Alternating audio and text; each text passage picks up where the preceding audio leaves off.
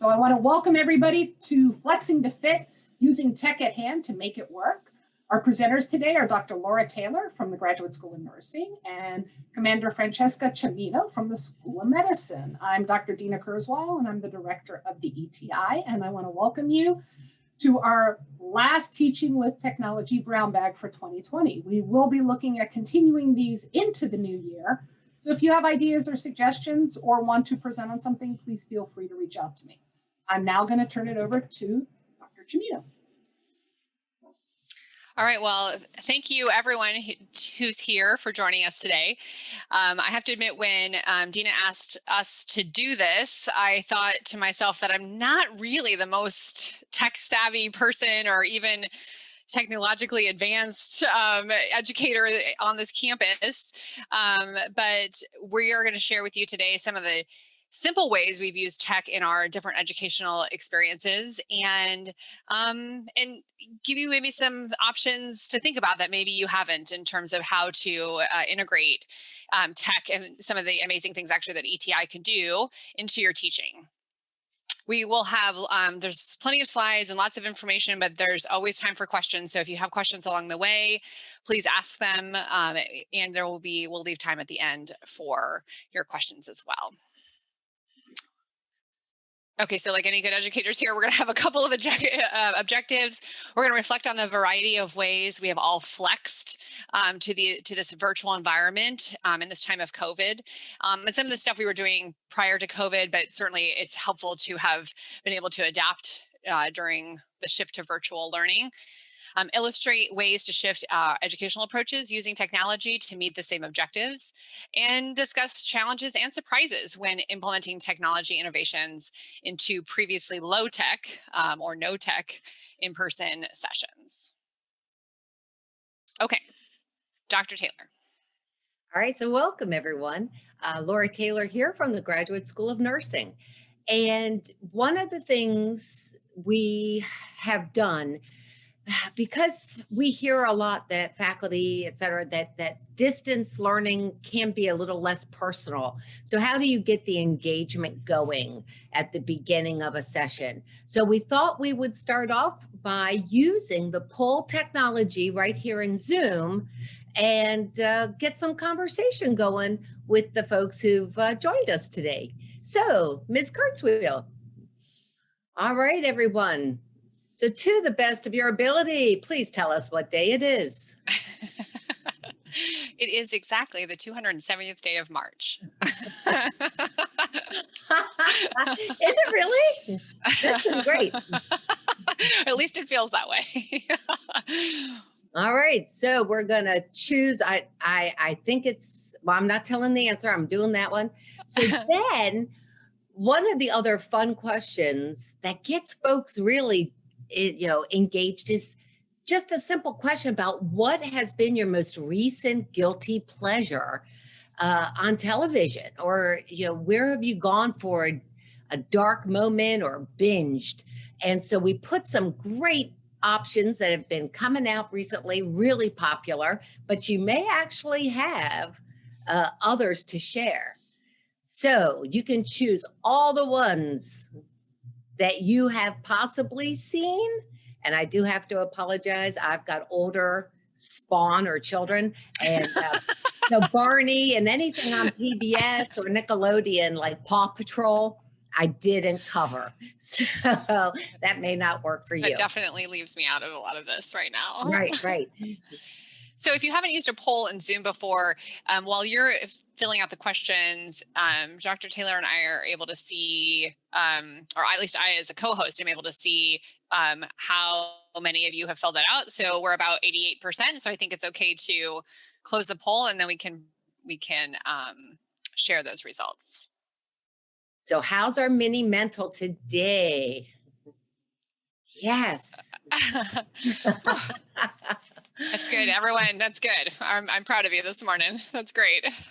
Maybe by the afternoon, it won't be so clear. For me, I know that my mini mental is stronger in the morning hours. Okay.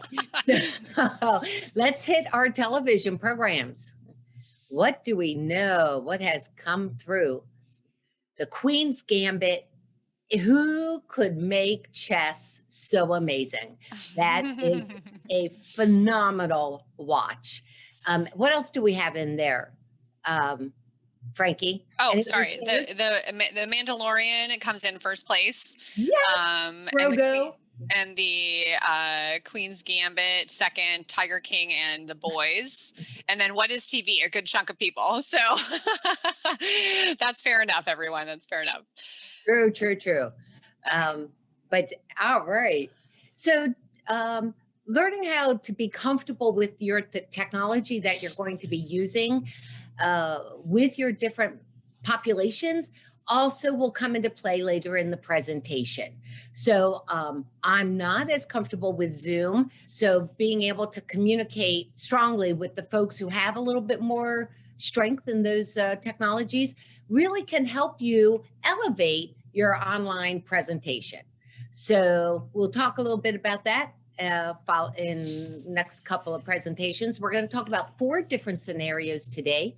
And I'm going to go first, and we're going to talk about a really impressive high-level disinfection program that the Adult Gerontology Clinical Nurse Specialist program has offered for over 5 years here in the GSN. And Lieutenant Colonel Bradley is online with me. So, sir, please step in and add. What has been is an online program that we've brought close to 100 individuals from 30 MTFs and 12 countries to campus every September for 5 years. And this is our first year that we had to really stop and think. And as far as close to June, we had thought, okay, we could do this, we can clean, we can keep people distant. And then we just thought, we've got to flex. We've got to flex to better meet the needs, because we have had to turn folks down in the past. So just allowing 25 individuals was not going to be an option. And we kept getting phone calls saying, well, will you Zoom it for us? And we didn't quite hear the phone ring early on. And it wasn't until we got closer to July and August that we were like, you know what? Now I understand what they're trying to tell us.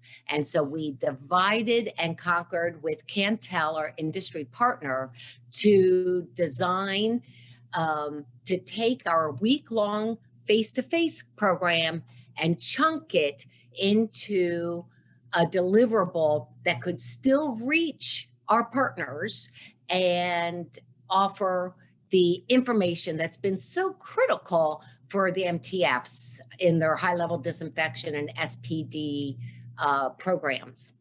So it was a week-long face-to-face program that also included a very critical field trip, per se, to Walter Reed National Military Medical Center. And they weren't going to let anybody near them this time.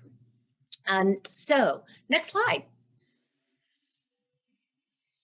So we had to rethink, what can we do to not only still reach the folks who kept calling us and saying, please Zoom it, and also create an educational learning block that could be delivered in this distance format or flex back and be used in a face-to-face format. And this is what we've decided to do. Next slide, please. We pondered and we worked together. What we did was we decided to recruit a photographer. Yes, I have given, yes, he's my child. And we reached out to one of our area partners at Fort Belvoir, and we thought, well, what we'll do is, what did we expect them to do at Walter Reed during this hands-on audit? And can we capture that in photography? So we got permissions with Fort Belvoir. They welcomed us in at 0500. And we went down and we kind of had to build a storyboard of what we wanted the individuals to experience in a photo shoot as they would face to face. And while we were down in Fort Belvoir, through all the PAO and all of the considerations, our actors, which is my amazing faculty in the adult Gero CNS program, kind of threw out, wouldn't this be neat in a Charlie Chaplin kind of presentation? Well, that's what we ended up building a storyboard for. And we wanted to look at the scenarios that the individuals would have to be involved in, and can they see it, and can they identify it when they see it? So we created a small video, and that we can use in a variety of mechanisms, and showcased it during our Zoom sessions with Cantel. And we did the online presentation, 4 small chunks, 4 hours each. And that was the week-long experience. Small components so we could get comfortable with how the content is delivered in an online format. Now, we didn't have the time to roll things out in all of our curriculums like that. But if you've got the opportunity, take the time and see how it's going to work. So we did the week-long HLD experience in a Zoom format, and 4 short days, 4 hours each. And we used only a few sites so we could get comfortable with the communication, with the learning tools, with the online videos. And then we created this small item as a learning block. So if you click on the link, Frankie, we'll watch the video, well, parts of it.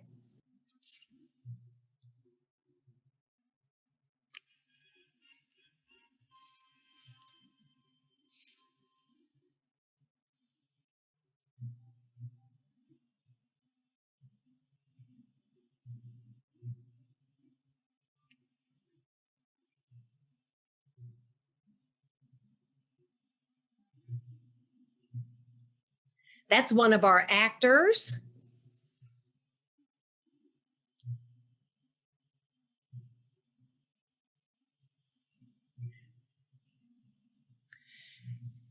And I'm not hearing the music too much.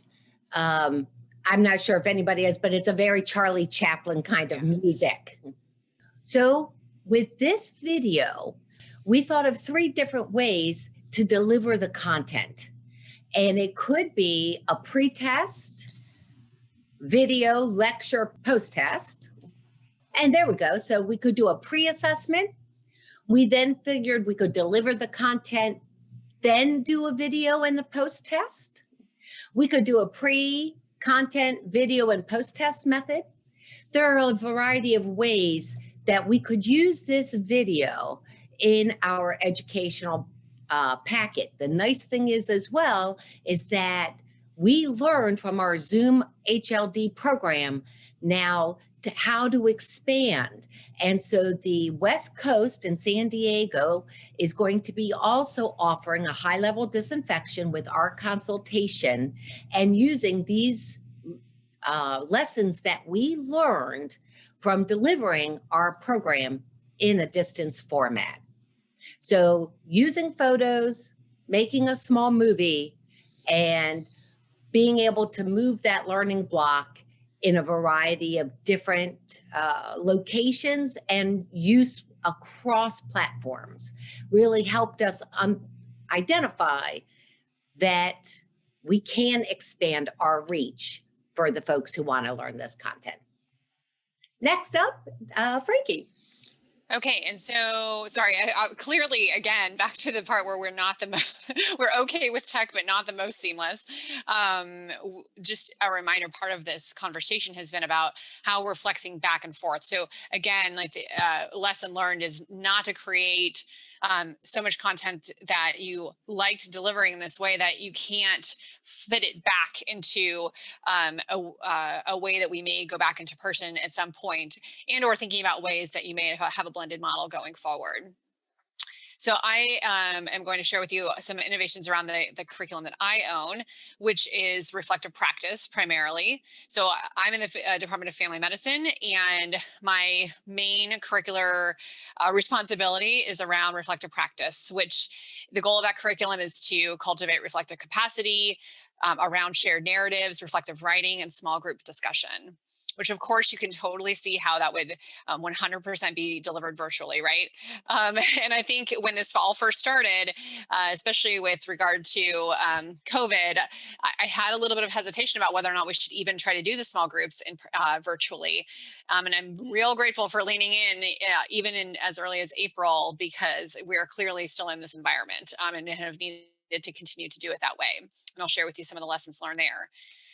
Typically, this course has been delivered in person with the GSN and the School of Medicine students all packed into Sanford to listen to panelists deliver their narratives around whatever topic we're talking about, which could be obesity or sexuality or death and dying and racism, et cetera, in person. So, and giving a chance for some audience participation and feedback. And then they would have some opportunity to do a reflective writing assignment, which is given to a facilitator. And then the facilitator, who reads all of those papers and gives feedback on those papers. And then they meet a week later in a small group to talk about the panel, their reaction to the narratives and to the topic generally, in an effort to try to grow this idea of we react in medicine and we have context for those reactions. And sometimes those reactions have positive and sometimes they have negative and sometimes they have both kind of implications. And so how do we manage that? So you can imagine this has been heavily delivered in person for as long as the school basically has existed. So some of the things, though, that I initially, long before COVID had tried to do, I was going to share with you, and then how we've switched since COVID. So the ETI has been a wonderful resource, especially for me. I feel like I've used them a lot in the time that I've been here. And there's been a few things that I've created with them. And you'll see, I'm going to show you some examples of them here. One of them is a faculty orientation video. So as I have faculty coming in and out, a chance to sort of introduce them to what reflective practice is and sort of what their role is as faculty. One is in trying to capture these narratives, which I do every time and often have different people who I ask to share their story. One of the things that I tried to do is maybe capture narratives in a way that lasts a little bit longer. And we sort of created a documentary around some mental health narratives, which, by the way, that was done in March of 2020. So that was good timing because that was the session that was delivered in April. So thank goodness that was already planned in this sort of flipped format. And then we've done some podcasts. So a chance to try a different way of getting a narrative that isn't on video. And so I was just going to click through those real quickly so you could see what those look like. So here's the faculty orientation video. Services University, designed to help students increase their self-awareness, uncover their implicit biases, and build empathy. We use personal narratives and contemporary resources to generate self-evaluation and small group discussion, to help students think critically and reflect meaningfully around a career in healthcare. Okay, I'm going to show you all of these first, and then I'll talk to you about the bonuses there. Wow, this is really challenging when I can't see the bar at the top. And then this is the mental health narratives. And so I was just trying to tough it out, hide it, internalize it, bottle it. And when you're not making a lot of friends, don't really have anyone to talk to other than family outside of that place, it gets real tough. Right after the first semester, my parents started to. So you'll see, and I'll do one more if you can hear the contraceptive conversation here. Extra.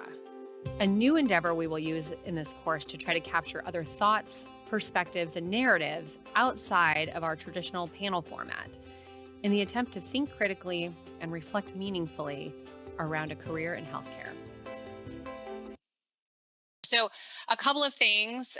So the first one, I think, shows you some really cool animation that we were able to do. So that involved in creating a storyboard and a script, and then having ETI and especially Brandon, Dina, tell me Brandon's last name.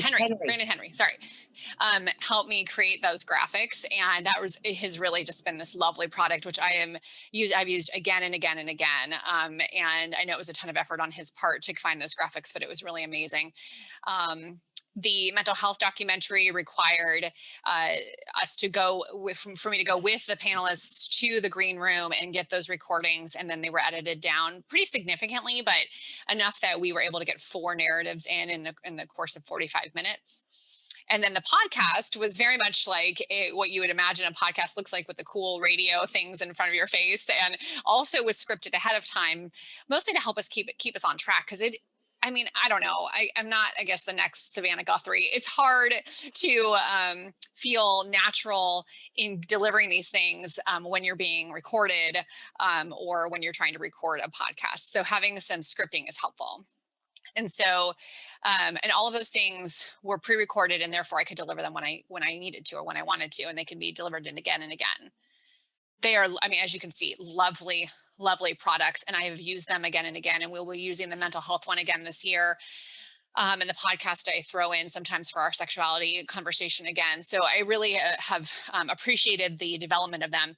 The initial time investment is a little bit higher. It's probably not higher than what I'm doing generally in terms of how long they all take me, but it's just front loaded. So you have to have that planning process built in for the front end.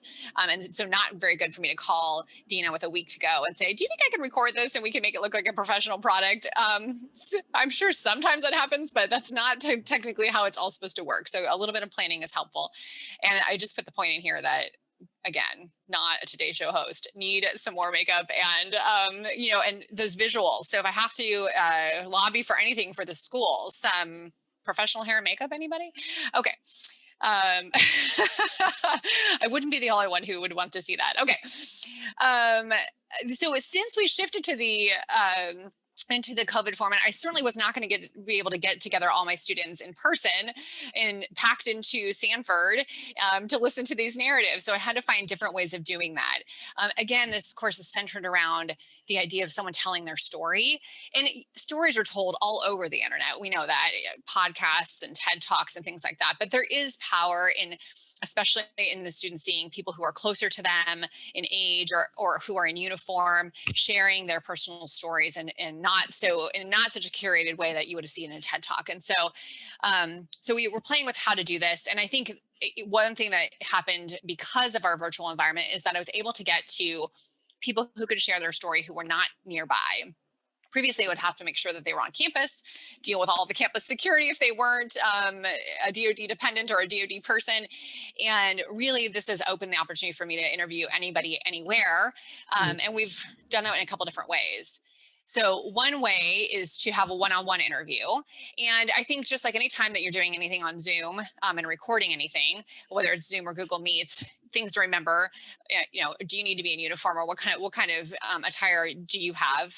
Again, with the makeup and the hair, right? Also, what's my background look like? And am I able to edit? So how am I going to edit all these ums and ahs out if you want to? And then is the other side of my screen prepared for the conversation? So these are sort of the checklist that I go through as I prepare for this interview. I'll show you this example here. And the good thing about using class of 2021. As we've already heard, I'm out here in Las Vegas right now. It's where I'm from. I'm planning on applying to emergency medicine. And this all came about, or me becoming involved with this came about when I was attending the reflective practice for obesity. I have a personal history and struggle with obesity. I felt like maybe there were a few things that I could add or offer. And so, I wrote my essay, as I'm sure all of you will end up writing. So if you could see what comes next, you'll see that in this one-on-one interviewing on Google Meet, it goes back and forth. So it'll look at me, it'll look at him, depending on who's talking. Or if I shift, it'll pick up the shift and it'll flip to me and flip back to him. So it's not the two of us side by side. But it does work. And for that period of time, so he and I kind of went back and forth across doing that interview for my obesity session. And then I started to get more savvy with it. And because this is normally a collective conversation, I shifted to doing sort of the fishbowl, what they call fishbowl style on Zoom, where I could have everybody on the same screen and then having a conversation. So similarly, everyone is sort of prepped with their narrative. And then we're all listening to it. And I've invited the students from various classes in to listen and also be sort of the voice of the students who'd otherwise be listening. And we did those actually for the last 2 around making mistakes and racism. And I think that I like that format maybe the best because I'm able to capture everyone simultaneously. Yes, you have to mind your P's and Q's and facial expressions and all these things while you sit there on Zoom, but we've gotten very used to doing that already in the 10 months that we've been on this format. So that has been probably my go-to. I don't mind the back and forth, but I think Zoom offers you the chance to see everybody, and I really appreciate that. And then they get these narratives ahead of time and aren't, obviously they're not coming to campus to look at these, and so they have a chance to look at them ahead of time. I think the piece that you need to know about, and I think to think about, is how to use Panopto, which is the software that the university uses to deliver some of this virtual content. I have not done as much recording on Panopto itself. So you can do this easily with lecture slides, but it just doesn't work for narratives like this that I'm trying to capture. But it's really easy to upload content into Panopto. The one thing that I found is that I wanted to have an opening slide ahead of the conversation starting, because what I was finding was that it was always capturing me in some crazy facial expression. So it would be, the full, if you looked at the little icon, it would be me looking like this. And it would get distributed to everybody. And so I really needed to have some kind of opening slide so that I didn't have the crazy face of what was going on for reflective practice. And so what I started to do, and I think there's multiple ways to do this, is I would make those slides, add the content in Apple iMovie, and then basically that creates a movie, an MP4 file that I could then upload to Panopto. And then what I would do is change the sharing on settings to allow for the wider audience. So because I have a lot of faculty who isn't USU, and these students don't always use their USU accounts to get into these things. And so it allowed me to share it with them, but also time restrict how long it was open so that it didn't just get floated out into the internet for ever and ever. And I'll show you those things right here. So you can change, when you're in Panopto, you can change things like who has access. And often I would have to make it public on the web, meaning potentially somebody could find it, but then what I would do is lock down how long it was available. So it would generally be available for the 4 days or whatnot that I needed them to look at it, including my faculty. And then it would go, if you clicked on the link in the future, it would say this is unavailable. There's probably disadvantages to that, but it was the only way for me to get the material to everybody universally. And then it was gone. It was off. It was not available. You can go back in and change the settings so that if you wanted to share it again, you could. And then finally, about reflective practice. So you might be thinking, okay, so you did this thing with regard to how you deliver the narratives, but then how are you managing the small groups? Well, the small groups became exactly what they have been for all the other small groups, these virtual environments. But here we're talking about some very difficult things: weight, body image, racism, those kinds of things. And I mean, these are tough conversations when you're having them in person, let alone trying to navigate the screen. And so much of what we do is about confidentiality and getting like sort of the conversation warmed up and setting goals ahead of time. Mindfulness we incorporate. And so all of those things as a faculty, we have learned to do with a little bit more intention. So in terms of confidentiality, making sure that the expectation is that someone's using headphones or in a room without anybody else in there, in there with them, which includes me, since I normally have like the little people doing the BBC dad thing from behind me on a regular basis. So really trying to lock down the confidentiality of the conversation, using conversation warm-ups. So some specific questions to have everyone answer and go around the room and introduce themselves and or answer the question, which also gives them and me the opportunity to know if they can turn on and off the tech. And to do mindfulness. So a couple of the faculty have been really leaning forward into doing a minute of mindfulness where they're just, whether they turn off their screen or they keep it on, they do deep breathing kind of together as before they enter the conversation. And then one of the other things we tried was, in terms of reflective writing, was doing a discussion board. So a way to have the students interact with each other outside of the face-to-face format that happens virtually, and then sort of be prepped for the conversation in a slightly different way than they do with just a reflective writing piece that only I would have read. All right, thanks, Frankie. So one of the things I wanted to mention is two things right off that you've probably seen is one is keeping cool when the technology goes a little cattywampus, right? So Dr. Simno was able to just kind of manipulate and move the cursor and go out and come back. And that just happens. And kind of like teaching in a class. And I've seen some folks really masterful at not getting flustered.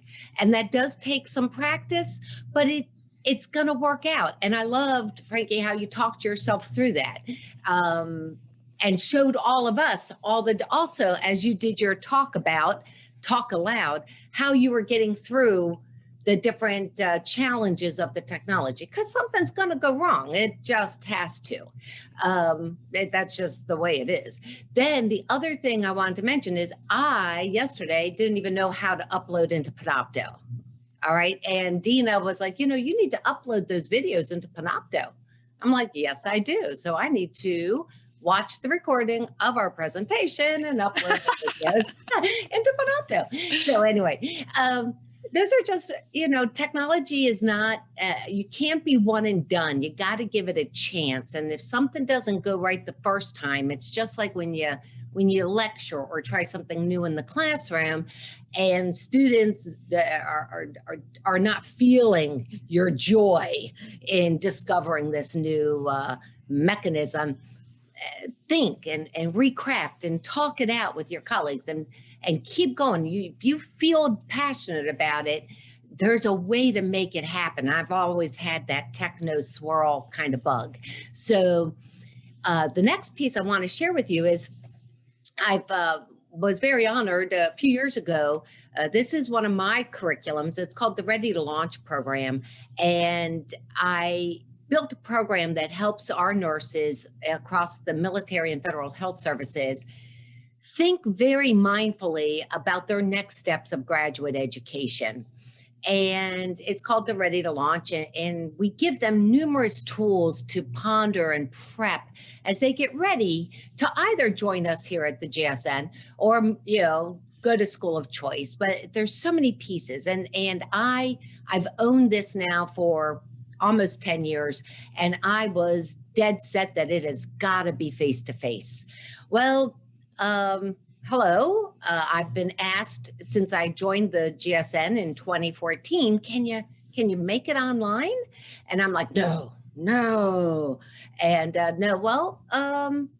au contraire. So what we did, I was working with Colonel Bradley and Sir, again, joined me. I took this 8-hour program and we together as a team broke it down into the components that could earn CMEs, number one, and then possibly we're going to reach even more people. And it didn't even occur to me. So I broke it down into the two major building blocks that you have here. One is the call for candidates. And this is just introducing all those candidates to really understanding why they're going to school and are they choosing the right program. And we did that. And then we did how to build the right application, how to build a shining application. And then we did actually the entire program, a little abridged, but we did the whole program. So it was 3 online programs, but that we've given multiple times. The call for candidates with Colonel Bradley's knowledge and reach to all things Air Force, we got over 50 folks in an online open house. And we were able to use the resources that I am comfortable with. So let's talk a little bit about how we broke this down. So the next slide. So the first, like I mentioned, was our call for candidates. And because I'm a huge fan of Adobe, and Adobe worked and played very nicely across the country and at our many Air Force locations. We did a 1-hour Adobe session, and that did work like magic for me. And then we built about 4 months before applications were due. And well, it was 4 months before the call for applications. Then 2 months before they were due, we got back in there and gave this a very similar presentation, but we're able to answer a few more distinct questions. And one of the things that Dina mentioned yesterday was when I wanted to go big and offer the entire boot camp of Ready to Launch to my team at Tripler and Hickam and JBLM, I needed to consider what was the conference software they were most comfortable with. So that took me a little bit of time to understand and learn Teams and how to take some of the polling and other tools that I had used in Adobe and work very carefully and work with the team at Tripler to build a resource and to learn the nuances of Microsoft Teams. So I don't know if anybody on the call has gone across. So even at the GSN, we've got Google Meets and Zoom. Like I said, I was a huge fan of Adobe, but Microsoft Teams. And does anybody have any preference, or has anybody learned anything that they would always love to use Zoom or always love to use Microsoft Teams or anything like that? Has anybody discovered anything since COVID started? Thought I'd toss it out to the team. So Dina is still a good fan of the Google, of the Meets. Colonel Bradley, let me ask you, what have you been using? I prefer the Google Meet because it seems simple, and I'm not very tech savvy, but working with Dr. Taylor, I can tell you she has pushed the envelope in getting us to learn about MS Teams, about Zoom, Adobe. So I'm getting more and more confident as I use it more and more. Oh, thank you, sir. Yeah, so we've got, and see, it's interesting. You got Adobe from William Blakely, and then you've got Dr. DeLeon. He plays beautifully no matter what platform. I have to give him a big shout out. Zoom, Linda, and I agree that sometimes Teams can be a little bit slow, Brent. So, I think it depends on what you're comfortable with. But what I really do want to encourage is if you want the folks on the other end to participate and partake in your work, then find the mechanism that is going to be best for them. And you have to take some time and learn it. And but work with them, because they usually at their site, like at Tripler, they had all kinds of folks who were really willing to help me get my resources up. And that I thought was great. Let's see. Thank you for answering that question. So here was our shout out again to ETI. So when I discovered and built this program of Ready to Launch, there's just this key component that I so wanted to share with nurses across the services, whether they came to the whole program or not, that it's about building a really good application.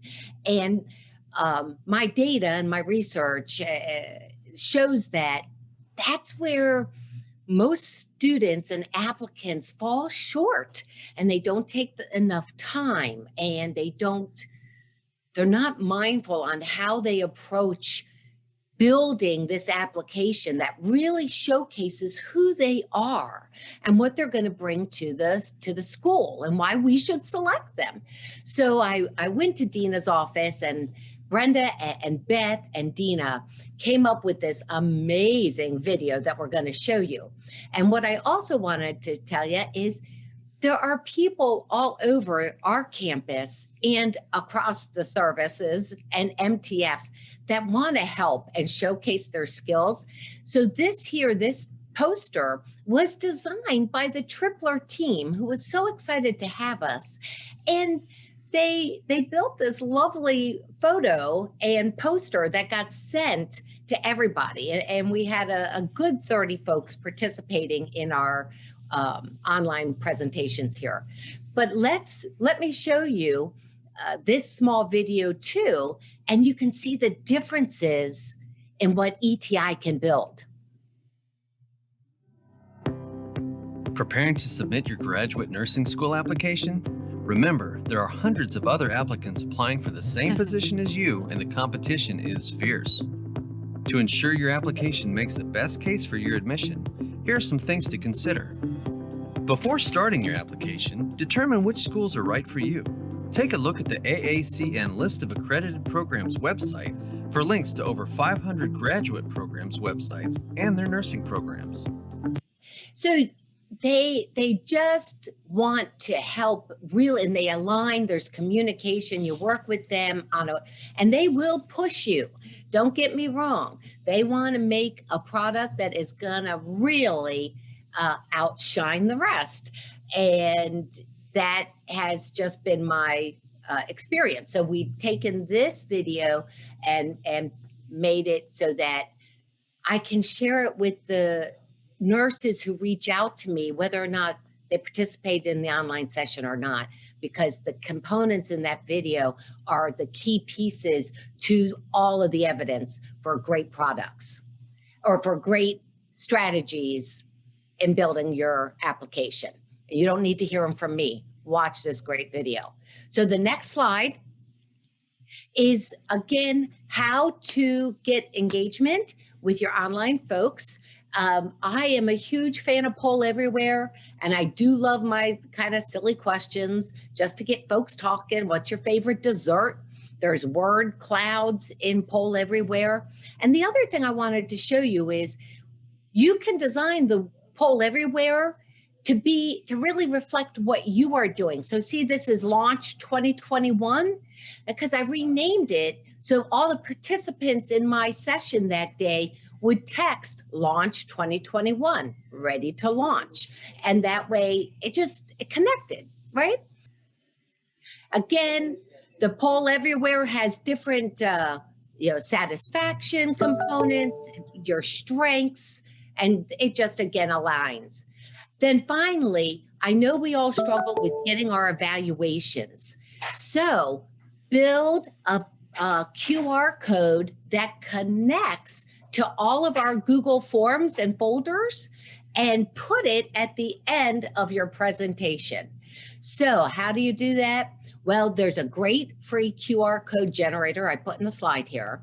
You do want to be careful that the slide generator folks have a good security mechanism in place so nobody breaks in and redirects, right? So instead of going to the survey about ready to launch, it takes you to something a little more unsavory. And we want to be careful of that. Haven't had any trouble with that ever, but it's something to always consider, yes? So don't worry about this QR code. I've got another one for you. You've got a QR scanner on your phone. And at the end of our presentation, we're going to ask you to survey our presentation. So go ahead, Frankie. I need you to finish up for us. Okay, and then finally, and I'll do all of this in 2 minutes so we can get to using the QR code, which was a very cool thing I learned from Laura while we were putting this together. Just some curricular innovations using technology and just rethinking how this could be delivered over the screen. So finally, one of the coolest things that we were able to do because of the need to put in some distance learning formats was a culinary medicine curriculum. So literally lunching and learning. And it's basically teaching nutrition through experiential learning through cooking. So normally this would be something you got to do. We do it together. We do it in a cooking lab. We'd have the ingredients and we'd all kind of cook together and talk about the food as we're learning about cases and to whom this might apply. And in fact, we do this for our B3 sessions when we're able to be in person. And we're currently rethinking about how we might do that for this upcoming B3 session, potentially to cook synchronously. But and it's just my shameless plug that we just need to be doing more of this nutrition education because it's kind of awesome. But instead, what we ended up doing was shifting. The platform is virtual. I mean, the material is already on a platform that's virtual, so that was helpful. And so instead of cooking together, so even by screen, so like trying to set it up so that someone's in their kitchen cooking tacos at the same time I'm trying to cook tacos, which would be awesome. It just wasn't going to work for our students who were in restriction of motion. They were stuck in their hotel rooms. So they'd have the recipes ahead of time, have the shopping list, and they would all cook, take pictures of what they were cooking.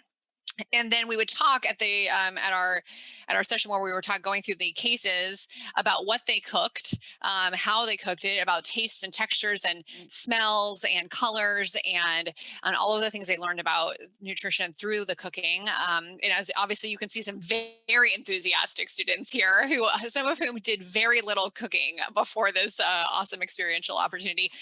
But it really sort of answered the mail on how to make this experiential and didactic in a way that I don't think that we knew we could do when previously we thought we would have to do all of this either simultaneously or certainly it's more fun to do it in person.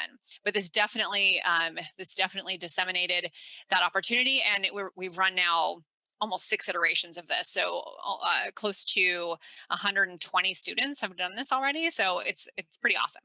So just showing you pictures of these the women on the end there are tasting healthy cookies, the good tasting kind. And you can see that they've all watched enough cooking shows to be great at food photography. So I'm sure you're hungry now since it's lunch. So just as a wrap up here, the 3 things we want you to take away is sort of, give yourself a break and give yourself a chance, really. This whole thing has been an exercise in flexibility. And I'm sure you, like we, have just been innovating and trying to think about different ways to deliver this content when we have to do it over a screen and not in person. Not everything's going to be perfect the first time around, or even the third time when you can't remember to share the sound for your presentation. So, but it doesn't mean it won't work. It just means it won't work yet. Growth mindset. And then as you're creating these things, think about whether you can flex both ways. And that when we go back to normal times, that we may have already crossed a threshold through which we will be flexing with technology more, and that we're probably not going back to doing everything in person the way we were. And that is the end. And I'm going to put up our QR code here so you can practice with this, and then give you at least a few minutes to ask us questions. Absolutely. So just get your cell phone, get the QR code, scan our QR code, and it should go straight to our survey. And we'd love you to give us some ideas of what ETI can continue to do as well in terms of building technology programs for all of us here at USU and beyond. I want to thank you, Dr. Cimino and Dr. Taylor, very much for presenting with us today, and the shameless plugs for ETI. That's really We were not paid. We were not paid any extra for doing this presentation. Honestly, that's true. I didn't send them cookies because I don't cook. But really, thank you so much for doing this. One thing I want to add here is that even if you just want to brainstorm with people, the ETI group is here to do that with you. So don't think you have to have an animation or a big plan going on. We're a resource for all faculty here teaching USU students. And even if that just means sitting down and brainstorming a couple of times, or looking at something that you're planning on doing, or giving you an estimate for time, we're happy to do that. Like I said earlier, we're looking at trying to continue these into 2021. So we're not going back. So let's keep the momentum going. And I'd love to hear about things you'd like to share or you'd like the ETI to present on. Dr. Cimino, you may want to copy the link just in case some people don't have a QR code reader on their phone, and pop it into the chat. Okay. Do that. I'm going So to. we've got about 4 minutes. Anybody want to unmute themselves? You all should have access to that, and ask any questions. Hi, this is George Mount. I'm out at Madigan, and thanks, Frankie and Dr. Taylor, for your presentation today. I appreciate all the tips. Question for, with respect to kind of accessing and utilizing some of the resources for faculty that are out at kind of sites that aren't located there in Bethesda. There was some discussion about folks at Tripler being involved in some of that. what would be your tips to kind of best kind of coordinate with the resources that ETI has for folks like myself that are across the country? Over. Thanks. Well, how I got involved with Tripler is a couple of our amazing graduates are out at Tripler. And so we were able to reach out to them, and also LinkedIn. I got tapped on LinkedIn by a young soldier who knew of me from the GSN. And so we just continued to move those pieces together. But if you're part of the USU community, Dina, in terms of coming back and using ETI or the technology like Panopto, do they just go through you guys? Yeah, so if you're faculty at USU and you're teaching USU students, you have access to ETI resources and resources throughout the USU infrastructure. There are some hiccups here and there depending on what site you're on. So just reach out to me and we'll go over your individual case. Most people, if you have a USU email address and you're teaching USU students, this shouldn't be a problem. I'll put my email in the chat in case people don't have it. Oh, I was just going to say, this is Beth at the ETI, and we have worked with folks who are not on campus at USU. It's even before COVID, before we were fully virtual, but now. But yeah, so we can certainly work with folks at a distance.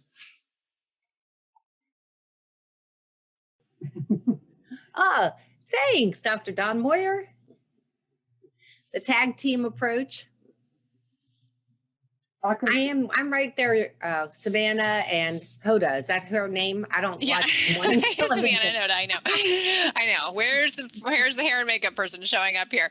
I mean, I think actually, if you don't know already, Zoom can touch up your appearance. That's kind of a nice little feature of Zoom if you don't know that. Yeah.